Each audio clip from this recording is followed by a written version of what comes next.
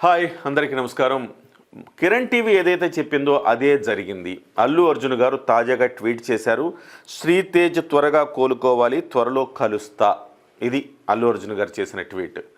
నిన్న కిరణ్ టీవీ చేసిన స్టోరీకి అనుగుణంగానే ఈ ట్వీట్ ఉంది. కిరణ్ టీవీ చెప్పిందే నిజమైంది అని చెప్పుకోవచ్చు. ఎందుకు అంటే చిరంజీవి గారిని కలిసిన తర్వాత చిరంజీవి గారు ఈ పరిస్థితి నుంచి బయటపడటానికి ఒక 3 సూచనలు చేశారని నేను ఒక వీడియో చేశాను.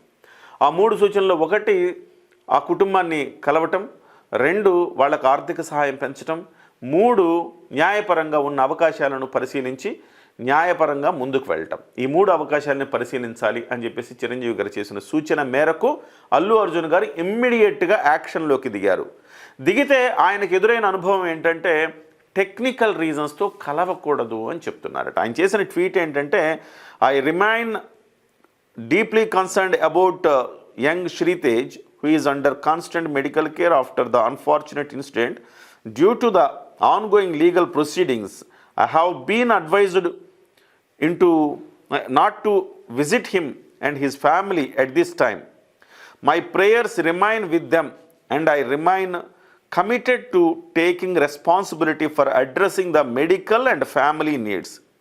I wish him a speedy recovery and I look forward to meeting him and his family at the earliest. ఇది ఆయన చేసిన ట్వీట్. అంటే ఆయన ఏం చెప్తున్నాడంటే న్యాయపరమైన అడ్డంకి మూలంగా కలవడానికి వీల్లేదు.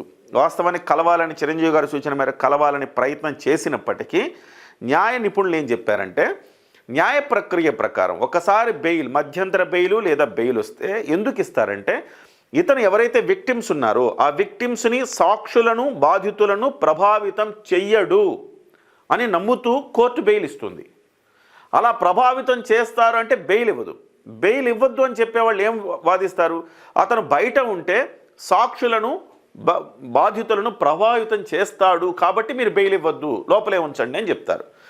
అది కాదు, అలా చేయడు అనుకున్నప్పుడే బెయిల్ వస్తుంది. ఇప్పుడు బెయిల్ వచ్చింది కాబట్టి అలా చేయకూడదు ఇతను. కాబట్టి వాళ్ళ ఫ్యామిలీని ఇతను మంచి ఉద్దేశంతో కలిసినా ఇతను ప్రభావితం చేస్తున్నాడన్న ఇదిలోకి వచ్చేస్తారు కాబట్టి ఇలా కలవకూడదని న్యాయ నిపుణులు సూచించారు. అందువల్ల కలవట్లేదు. సూచన 1 ఆ రకంగా కలవటానికి అవకాశం లేదు అల్లు అర్జున్ గారు. సో సూచన 2 చిరంజీవి గారు చేసింది ఏంటి, వాళ్ళ కుటుంబానికి ఆర్థిక సహాయం పెంచాలి.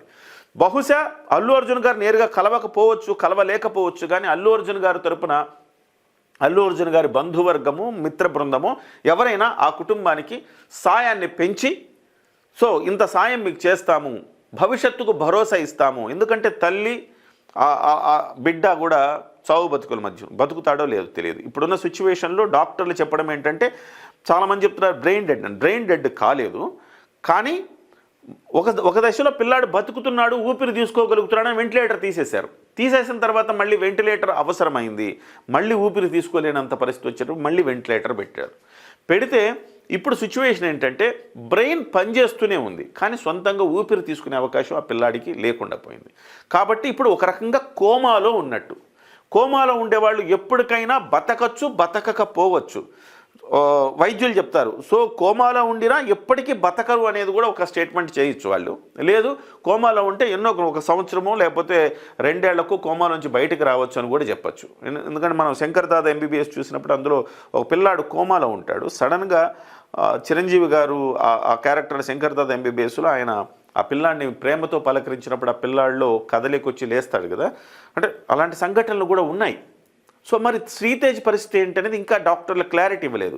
నిజంగా ఆ పిల్లాడు కొన్నాళ్ళు, 1 సంవత్సరం ఆగితేనో 2 సంవత్సరాలు ఆగితే బతుకుతాడు అని డాక్టర్లు కనుక ఆ క్లారిటీ ఇస్తే డెఫినెట్గా అల్లు అర్జున్ గారు సంవత్సరం కాదు, 2 సంవత్సరాలు కాదు, 10 సంవత్సరాలైనా ఆ మెడికల్ ట్రీట్మెంట్ ఇవ్వడానికి ఆయన సిద్ధంగానే ఉన్నట్టుగా ఆయన ప్రకటించారు కూడా.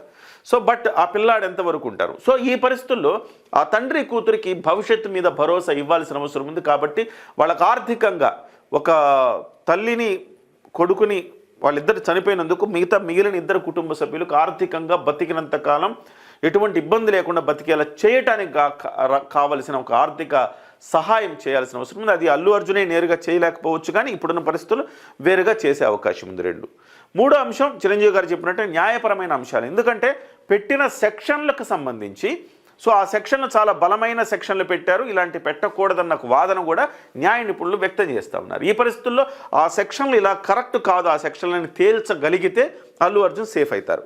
సో ఇవాళ ఓవరాల్గా ఆయన కూడా ఎవరైతే బాధిత మహిళ, చనిపోయిన మహిళ భర్త ఎవరైతే ఉన్నారో ఆయన కూడా ఆ హీట్ ఆఫ్ ద మూమెంట్లో కేసు పెట్టాం కానీ బట్ మాకు అల్లు అర్జున్ గారిని ఇబ్బంది పెట్టాలని ఏం లేదు, మేము కేసు విత్డ్రా చేసుకోవడానికి సిద్ధంగా ఉన్నామని చెప్తున్నారు.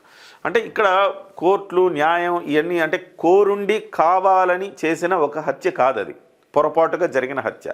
ఇప్పుడు దీనికి సొల్యూషన్ ఏంటి, ఆ కుటుంబం హ్యాపీగా బతకటానికి ఏం చేయాలి, అదొక్కటే మార్గం. లోపలేసి జైల్లో పెడతామా, ఇది కాదు మార్గం. ఆ కుటుంబానికి జరిగిన నష్టాన్ని ఎట్లా పూడ్చగలం, ప్రాణాలు తిరిగి తేలేకపోయినా దానికి తగ్గట్టుగా నష్టపరిహారం ఏం చేయగలుగుతాం అనేది ఆలోచించగలిగితే సో అందరికీ ఒక సాటిస్ఫాక్షన్ వస్తుందని, అంటే సమాజానికి కూడా సమాధానం చెప్పుకోవాల్సిన అవసరం ఉంది ఇవాళ అల్లు అర్జున్ గారు. ఆ రకంగా చిరంజీవి గారు చెప్పిన సూచనల మేరకు అల్లు అర్జున్ గారు ముందుకు కదులుతున్నా డెఫినెట్గా ఒక మంచి రిజల్ట్ వస్తుందేమో అని మనం భావిద్దాం. ఏదేమైనా కిరణ్ టీవీ ఏదైతే చెప్పిందో అదే నిజమైంది. చాలా కీలకమైన సోర్సెస్ నుంచి మీకు సమాచారం అందించాను కాబట్టే ఆ రకమైన పరిణామాలు జరుగుతూ ఉన్నాయని చెప్పాలి.